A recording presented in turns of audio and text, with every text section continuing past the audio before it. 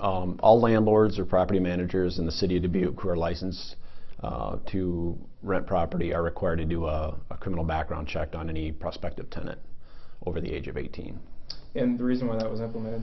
It was originally implemented, or proposed at least, by the Safe Communities Task Force several years ago.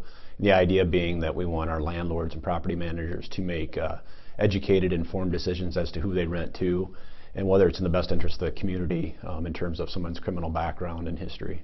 The information provided to the landlord is a national criminal history, which includes convictions of any criminal offenses. They also get a local arrest record within Dubuque County, regardless of conviction. So they're provided with a lot of information potentially to help make their decision. The department doesn't do anything with that information besides provide it to the landlord or property manager. So we pass that information on to them, ask that they review it, and then base their decision at least partially on that. Yeah, I mean, the intentions of the program is to keep the community safer by not, potentially renting to people with significant criminal histories that include violent offenses, drug convictions, felony convictions.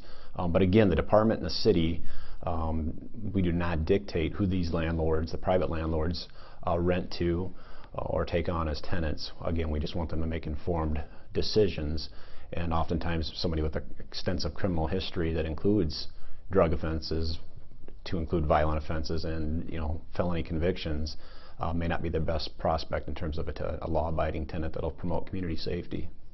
Well, we do not want flat-out refusal on the basis of a person's record. We want that record to be investigated as the regulations and the law allows.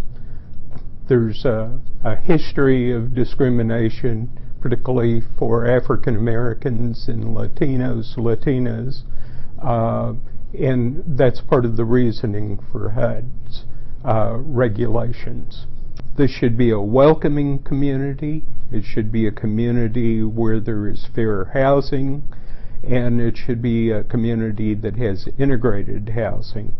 That means going the extra step to help making it a welcoming community by investigating the background of people that may have a criminal record. This can be as simple as having been arrested but not being convicted.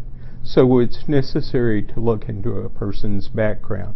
It is not a wholesale, cannot consider a person's background. That would be a misinterpretation.